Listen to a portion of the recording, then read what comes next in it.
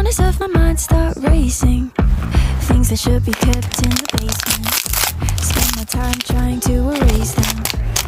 But when you hold me in the fantasy, it's so convincing.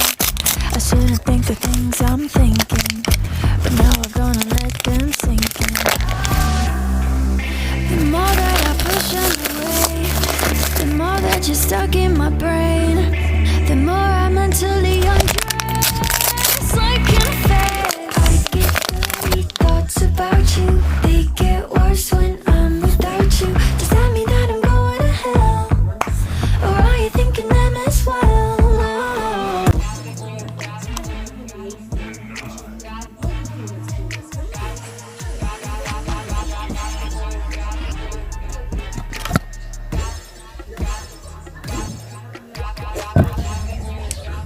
Throw your hands up if you with it.